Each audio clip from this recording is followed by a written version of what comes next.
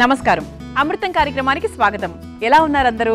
మేమందరం కూడా చాలా బాగున్నామండి. మన అమృతం కార్యక్రమం కూడా చక్కటి వంటకాలతో ఆరోగ్యకరంగా ఉంది. మీ అందరికీ కూడా ఆరోగ్యకరమైన వంటకాల్ని పరిచయం చేస్తూ ఉంది. చాలా మంది మాకు బయట కలిసిన వాళ్ళు అమృతం కార్యక్రమం చూస్తున్నామండి, వంటకాలు చాలా బాగుంటున్నాయి, మీరు చెప్పే విలువలు కూడా మాకు చాలా ఉపయోగకరంగా ఉన్నాయి అంటున్నారు. ఎప్పుడు కూడా అదే చెప్తూ ఉంటారండి నేను. వంట పద్ధతి అనేది మనకు అందరికీ తెలిసిందే. వంట తెలియని వాళ్ళు ఎవరుంటారు చెప్పండి? 100లో 80 పీపుల్కి ఖచ్చితంగా వంట విధానం తెలిసే ఉంటుంది. అది ముఖ్యం కాదు. మనం వాడేటువంటి పదార్థాలు, వాటి విలువలు, అది మన ఆరోగ్యానికి ఇలా ఉపయోగపడతాయి.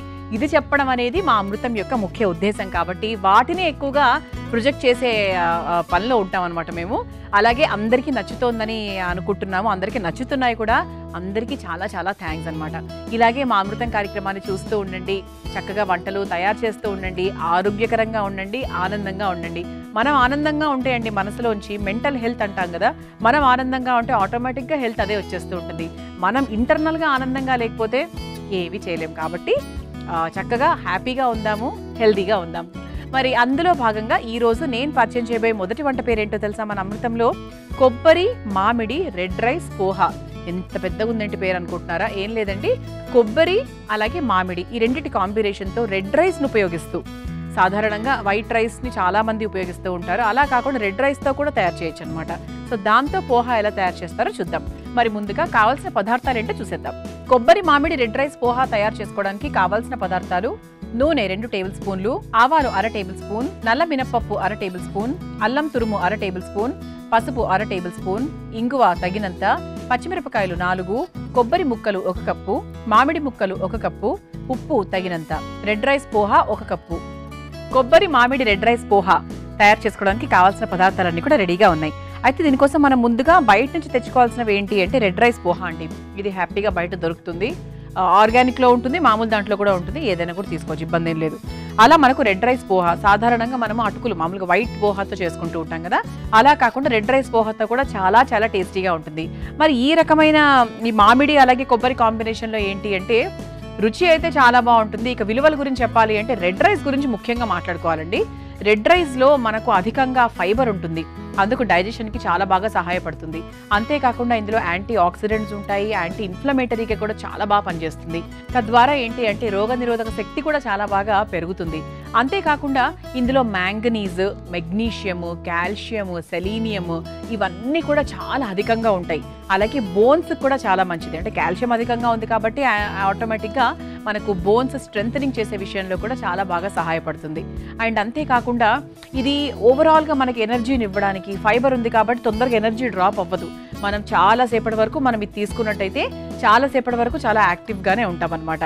ఓకే, సో మరి ఇన్ని రకాల ఉపయోగాలు ఉన్నాయి. ఆరోగ్యానికి మంచిది, డయాబెటీస్ వాళ్ళకి చాలా మంచిది, డైజెషన్కి చాలా మంచిది. మరి ఇన్ని ఉపయోగాలు ఉన్నాయి కాబట్టి చిన్నపిల్లల నుంచి పెద్దవాళ్ళ దాకా అందరూ కూడా ఈ రెడ్ రైస్ పోహాని తప్పకుండా ట్రై చేయండి. రెడ్ రైస్ పోహా మాత్రమే కాదండి, మామూలుగా రెడ్ రైస్ కూడా మనకు దొరుకుతుంది. కాకపోతే దాన్ని చక్కగా చాలాసేపు అంటే ముందు రోజు రాత్రి మనం నానబెట్టాలి. నానబెట్టి చక్కగా ఉడికిస్తే తప్ప అది మనకు సరిగ్గా డైజెస్ట్ అవ్వదు. ఎందుకంటే రెడ్ రైస్ కొంచెం టైం ఎక్కువ తీసుకుంటుంది ఉడకడానికి, అందుకు బాగా నానబెట్టాలి. అదొక్కటే అండి రెడ్ రైస్తో. అదర్వైజ్ మనకి రెడ్ రైస్ చాలా బాగా సహాయపడుతుంది అనమాట. ఓకే, మరి ఈ రోజు ఈ పోహా తయారు చేస్తున్నాం కాబట్టి ఎలా చేస్తామో ఏంటో నేర్చేసుకుందాం. మరి ముందుగా స్టవ్ వెలిగించేసుకుందాం.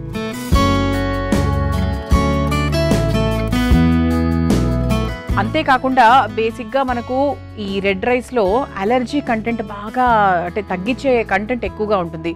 చాలా మందికి రకరకాల అలర్జీస్ ఉంటాయి. డస్ట్ అలర్జీ అని, పోలన్ అలర్జీ అని, చెట్ల అలర్జీ అని, పర్ఫ్యూమ్స్ అలర్జీ అని, ఇలా చాలా రకాల అలర్జీస్ ఉంటాయి. అలర్జీ ఎలా వస్తుందో ఏంటో ఎవరికి తెలియదు. అలర్జీని తగ్గించే విషయంలో కూడా చాలా బాగా హెల్ప్ చేస్తుంది అనమాట. అలాగే క్యాన్సర్ కణాలను తగ్గించే దాంట్లో కూడా చాలా బాగా సహాయపడుతుంది. అందుకే ఏంటి అంటే వారానికి 3 రోజులు మనం వైట్ రైస్, వైట్ పోహా ఇలాంటివి వాడితే గనక మిగతా 3 రోజులు ఖచ్చితంగా మనకు చిరుధాన్యాలు కానివ్వండి, దంపుడు బియ్యం కానివ్వండి, రెడ్ రైస్ కానివ్వండి, రెడ్ రైస్కి సంబంధించి ఇలా పోహా ఇలా ఏదో ఒకటి వాడాలి. ప్రతిరోజు ఇది వాడకూడదు, ప్రతిరోజు అది వాడకూడదు, ఏది ఎక్కువ అవ్వకూడదు, సమపాళల్లో ఉండాలి. కాబట్టి మనం బ్యాలెన్స్ చేసుకోవాలి, లైఫ్ని మనం బ్యాలెన్స్ చేసుకున్నట్టే. మనకు బాండీ వేడైపోయింది కాబట్టి ఇందులో ముందుగా కాస్త నూనె వేసేసుకుందాము. ఇది మనకు అల్పాహారంగా కూడా బాగుంటుంది, డిన్నర్ లాగా కూడా మనం ట్రై చేయొచ్చు. ఇది బరువు తగ్గాలనుకున్న వాళ్ళకి కూడా చాలా బాగా హెల్ప్ చేస్తుంది తెలుసా, ఎందుకంటే క్యాలరీస్ బాగా తక్కువగా ఉంటాయి, షుగర్ లెవెల్స్ కూడా చాలా తక్కువగా ఉంటాయి కాబట్టి. ఆయిల్ కాస్త వేడెక్కిన తర్వాత ఇక మనకు కావాల్సినవన్నీ కూడా వేసుకోవచ్చు. ముందుగా కాస్త ఆవాలు,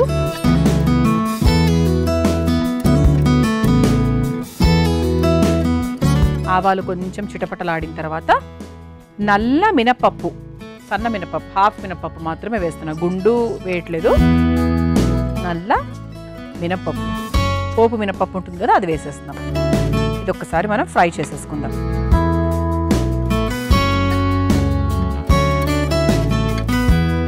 అలాగే అల్లం ముక్కలు చక్కగా ఘాటుగా, అల్లం మంచి ఇమ్యూనిటీ కదా, సో ఘాటుగా చక్కగా అల్లం ముక్కలు తగులుతూ ఉంటే కూడా బాగుంటుంది. ముఖ్యంగా ఉప్మాలలో, పోహాలలో మనం అల్లం వేసుకుంటాం కదా, రుచికరంగా ఉంటుంది. ఆ తర్వాత ఇందులో కాస్త పసుపు. ఇక పసుపు గురించి చెప్పాలి అంటే అందరికీ తెలిసిందే, చక్కగా anti inflammatory, antioxidants, antiseptic, ఇలా బోల్డ్ రకాల ఉపయోగాలు. ఆ తర్వాత ఇందులో కాస్త ఇంగువ, ఇది ఒకసారి కలిపేసుకుందాం.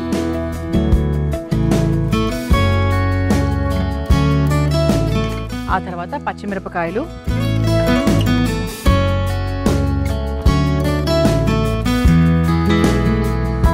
మరి ముందుగా ఇవన్నీ మన పోపుకు సంబంధించినవన్నీ వేసేసుకున్నాము. ఇప్పుడు మనం కొబ్బరి ముక్కలు వేసుకుందాం. ఇది ఒకసారి బాగా కలిపేసుకుందాం.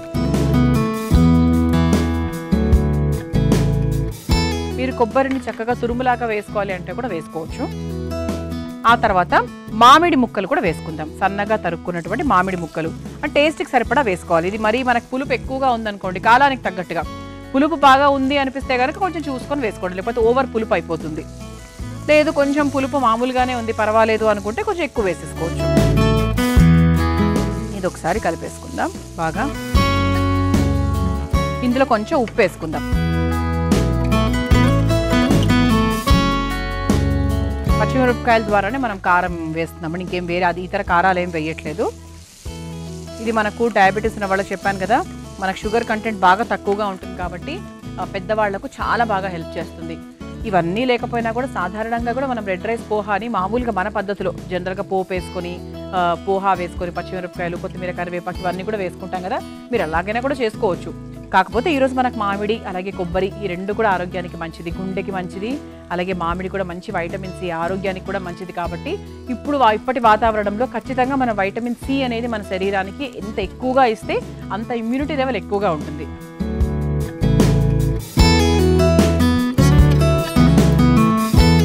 ఇది ఒకసారి కలిపేసుకున్నాం కదా. ఇప్పుడు మనం ఏం చేద్దామంటే ఈ రెడ్ రైస్ పోహా ఏదైతే ఉందో అది మనము నీళ్లు పోసుకొని నానబెట్టి అలా పిండి అలాగైనా వేయచ్చు, లేదు అంటే ఇలా డైరెక్ట్గా వేసేసుకొని దీంట్లో అయినా మనం కొంచెం నీళ్లు పోసుకోవచ్చు. నేను ముందుగా పోహా వేసేస్తున్నాను, ఒక కప్పుడు మొత్తం వేసేసానండి. ఇది ఒకసారి కలిపేసుకుందాం. ఇది బాగా కలిపిన తర్వాత మాత్రమే మనం నీళ్లు పోసుకుందాం.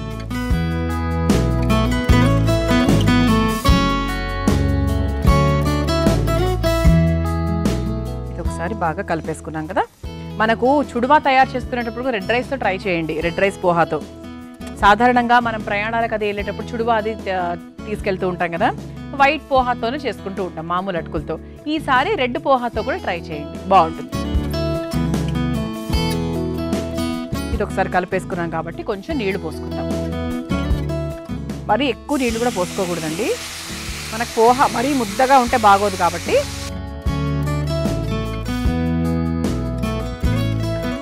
కేవలం నానేంత వరకు పోసుకోవాలంతే. తర్వాత అవసరమైతే మళ్ళీ మనం పోసుకోవచ్చు, అదర్వైజ్ ప్రస్తుతానికైతే ఉప్పు కారాలు అవన్నీ వేసేసాము. నాకు తెలిసి నేను పోసుకున్న నీళ్లు సరిపోతాయి అనుకుంటున్నాను నేను. ఇది ఒక 2 నుంచి 5 నిమిషాల వరకు టైం పడుతుంది, ఎందుకంటే ఇక్కడ మనకి పోహా చాలా ఫాస్ట్గా మనకి ఉడికిపోతుంది కాబట్టి పెద్ద టెన్షన్ ఏం లేదనమాట. మీ అందరి కోసం ఈ చిట్కా. చాలా మంది కాళ్ల పగుళ్లతో ఎంతో ఇబ్బంది పడుతూ ఉంటారు. అలాంటప్పుడు ఈ చిట్కాని చాలా బాగా ఉపయోగించండి. ఏంటంటే ఆవ నూనె, గుగ్గిళము ఈ రెండింటినీ కలిపి సమానంగా ఒక చూర్ణం లాగా తయారు చేసుకొని దాన్ని పగుళ్ళకు అప్లై చేసుకోవాలి. అలా కాసేపు ఉంచినట్టయితే మనకు కాళ్ల పగుళ్ళు అనేవి చాలా వరకు తగ్గిపోతాయి అన్నమాట. ఇది రాత్రంతా ఉంచుకున్నా పర్వాలేదు, లేదు అంటే ఒక గంట సేపు ఉంచుకున్నా కూడా పర్వాలేదు. మరి ఈసారి పగుళ్ళ ప్రాబ్లం మీకుంటే తప్పకుండా ఈ చిట్కాని ప్రయత్నించండి. చూసారా ఎంత బాగా పొడి పొడిగా అయిందో, ఎందుకంటే పోహా ముద్దగా అయితే అంత బాగోదండి, నచ్చదు కదా, ఎవరికి నచ్చదు. సరిపోతుంది. ఇది ఆఫ్ చేసేస్తాను.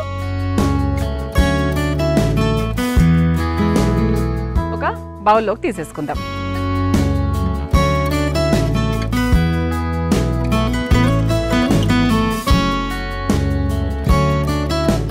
చక్కగా మామిడి పులుపు రుచి, అలాగే రెడ్ రైస్ రుచి, పోహా రుచి ఇవన్నీ కూడా కలిసి చాలా బాగుంటుంది, కొత్తగా ఉంటుంది.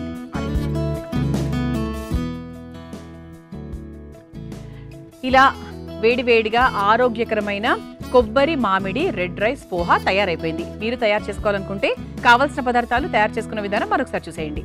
కొబ్బరి మామిడి రెడ్ రైస్ పోహా తయారు చేసుకోవడానికి కావాల్సిన పదార్థాలు: నూనె 2 టేబుల్ స్పూన్లు, ఆవాలు 1/2 టేబుల్ స్పూన్, నల్ల మినపప్పు 1/2 టేబుల్ స్పూన్, అల్లం తురుము 1/2 టేబుల్ స్పూన్, పసుపు 1/2 టేబుల్ స్పూన్, ఇంగువ తగినంత, పచ్చిమిరపకాయలు 4, కొబ్బరి ముక్కలు 1 కప్పు, మామిడి ముక్కలు 1 కప్పు, ఉప్పు తగినంత, రెడ్ రైస్ పోహా 1 కప్పు.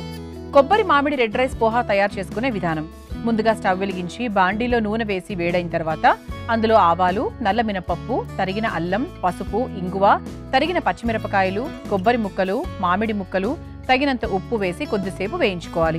ఇప్పుడు అందులో రెడ్ రైస్ పోహా వేసి బాగా వేయించుకొని తర్వాత అందులో కొద్దిగా నీళ్లు పోసి ఉడికించుకోవాలి. చివరిగా బాగా కలిపి ఒక సర్వింగ్ బౌల్లోకి తీసుకొని సర్వ్ చేసుకుంటే కొబ్బరి మామిడి రెడ్ రైస్ పోహా రెడీ.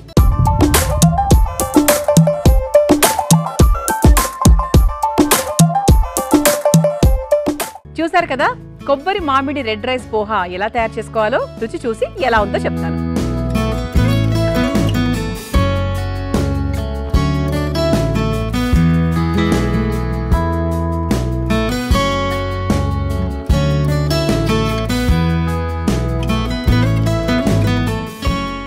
మా ప్లేట్ ఎంత అందంగా ఉందో, చక్కగా క్యారెట్ బటర్ఫ్లైస్తో.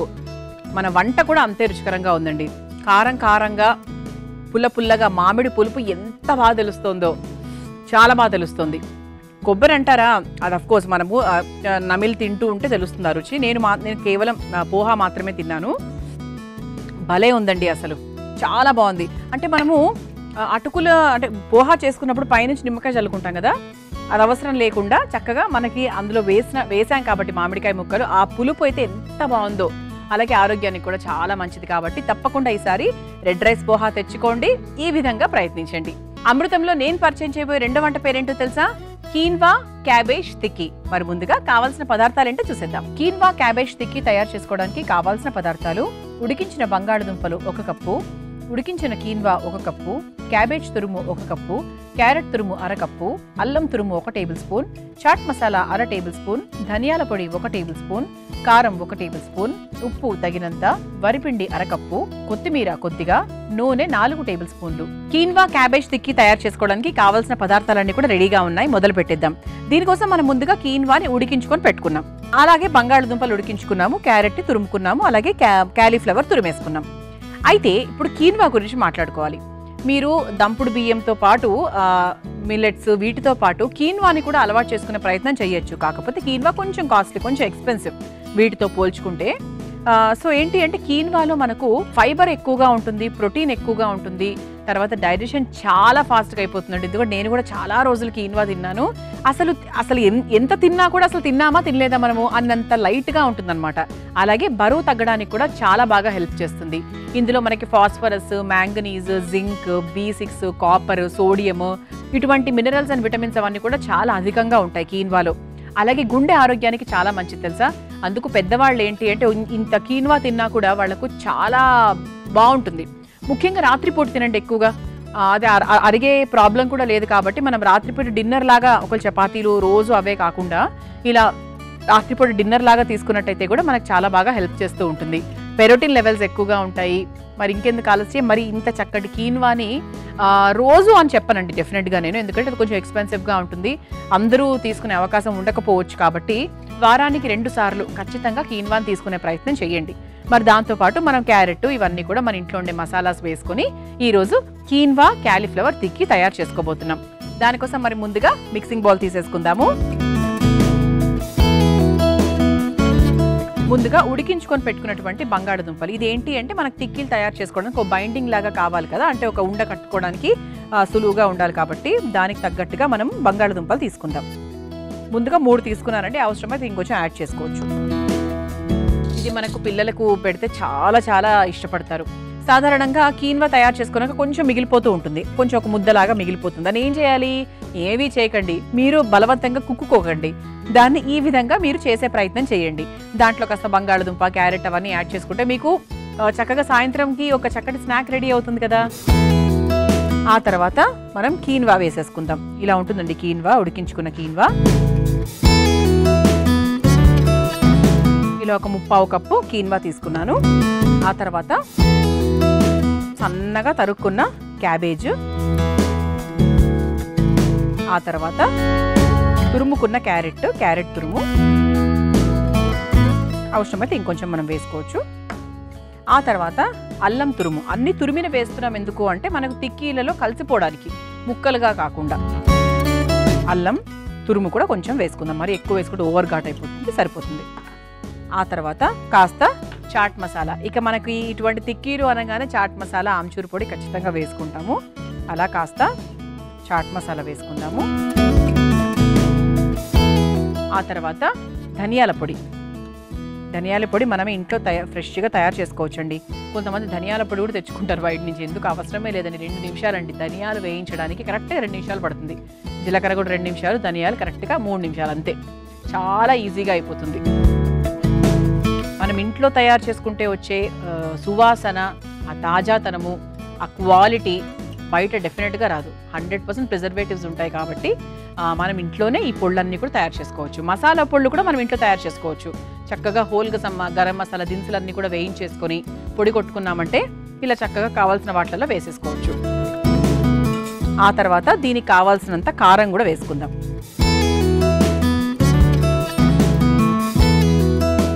అంటే కొంచెం మనకి కారం ఎక్కువగా తినేవాళ్ళకు, పెద్దవాళ్ళు మాత్రమే తింటున్నారు అనుకుంటే కొంచెం ఎక్కువ కారం అది వేసుకోవచ్చు.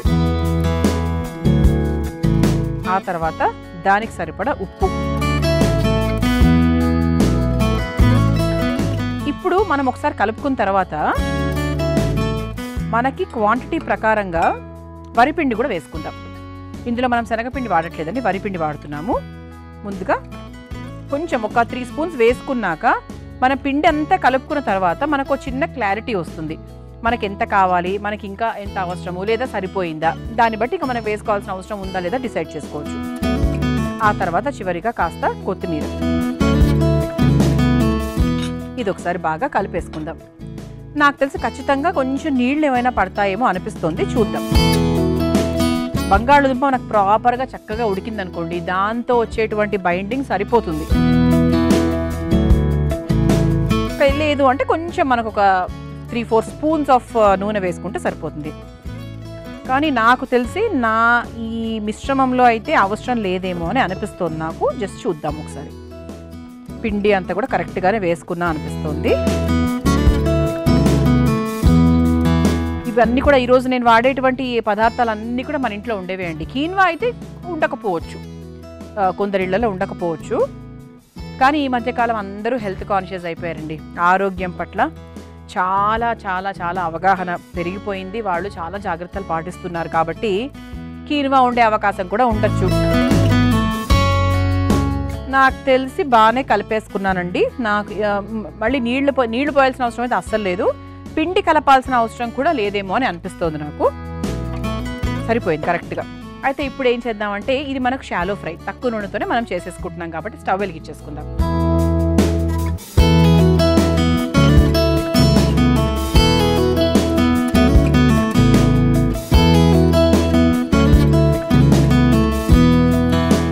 ఇందులో కాస్త నూనె ఎంత పోస్తున్నాను ఒక్కసారి చూడండి. జస్ట్ మనకి ఏంటి అంటే అవి ఫ్రై అవ్వడానికి మాత్రమే. దీంట్లో ఉండే నూనె మళ్ళీ మిగులుతుంది కూడా మనకి.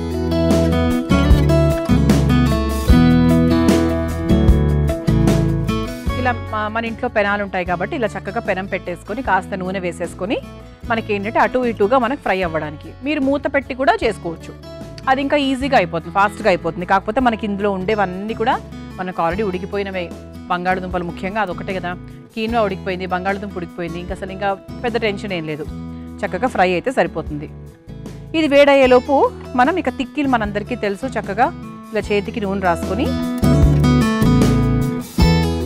ఇలా గుండ్రంగా చేసుకొని ఇలా చేతిలో పెట్టేసుకొని చక్కగా తిక్కీల్లాగా ఈ షేప్లు తయారు చేసుకోవాలి. అంతే, చూసారా బైండింగ్ ఎంత పర్ఫెక్ట్గా వచ్చిందో.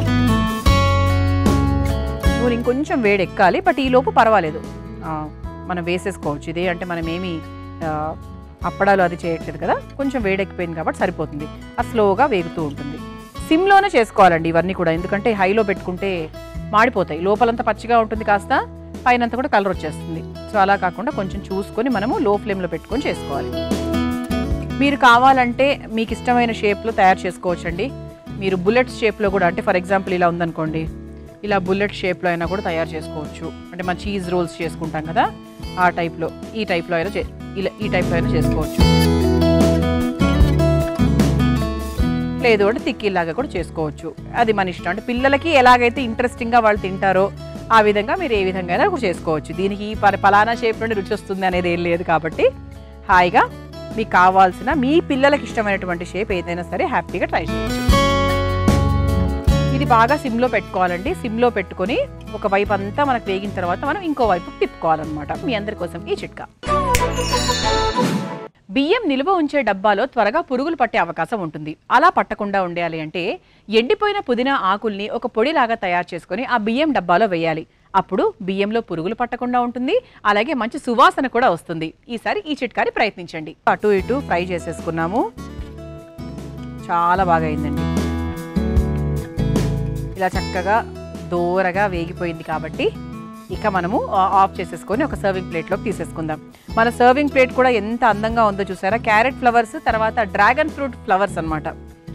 ఇలా చక్కగా మా సర్వింగ్ ప్లేట్ కూడా రెడీగా ఉంది కాబట్టి ముందు ఈ టిష్యూ పేపర్ ప్లేట్లోకి తీసుకున్నాక మన మెయిన్ ప్లేట్లోకి తీసుకుందాం. కొంచెం ఆయిల్ ఏమన్నా ఉన్నా కూడా అది కొంచెం అబ్జార్బ్ చేసేసుకుంటుంది. అసలు మనం వేసిందే చాలా తక్కువ, ఇది పీల్చుకున్నదే చాలా తక్కువ, అందులో కూడా కాస్త ఎందుకు తీసేద్దాం.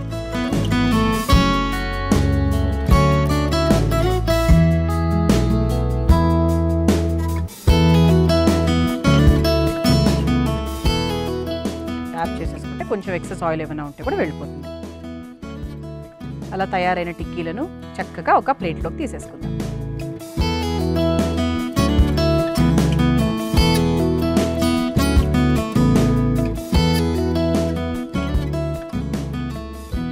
ఇలా చక్కగా కరకరలాడే కీన్వా క్యాబేజ్ టిక్కీలు రెడీ అయిపోయాయి. మీరు తయారు చేసుకోవాలనుకుంటే కావాల్సిన పదార్థాలు తయారు చేసుకునే విధానం మరొకసారి చూసేయండి. కీన్వా క్యాబేజ్ టిక్కీ తయారు చేసుకోవడానికి కావాల్సిన పదార్థాలు: ఉడికించిన బంగాళదుంపలు 1 కప్పు, ఉడికించిన కీన్వా 1 కప్పు, క్యాబేజ్ తురుము 1 కప్పు, క్యారెట్ తురుము 1/2 కప్పు, అల్లం తురుము 1 tablespoon, chaat masala 1/2 tablespoon, ధనియాల పొడి 1 టేబుల్ స్పూన్, కారం 1 టేబుల్ స్పూన్, ఉప్పు తగినంత, వరిపిండి 1/2 కప్పు, కొత్తిమీర కొద్దిగా, నూనె 4 టేబుల్ స్పూన్లు.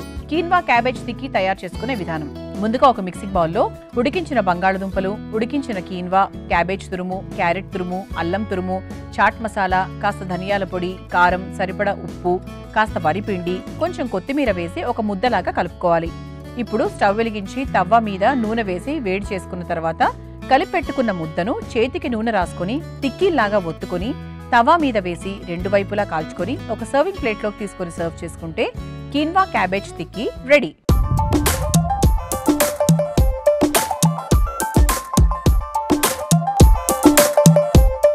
చూసారు కదా, కీన్వా క్యాబేజ్ టిక్కీ ఎంత సులభంగా తయారు చేసుకోవచ్చో. రుచి చూసి ఎలా ఉందో చెప్తాను. సో చక్కగా దీన్ని పైన చక్కగా వెన్న వేసుకోవచ్చు, టొమాటో సాస్తో ట్రై చేయొచ్చు, చిల్లీ సాస్ కారంగా కావాలి అనుకుంటే అలాగూ ట్రై చేయొచ్చు. నేను మాత్రం ఇప్పుడు అలా చక్కగా వెన్నతో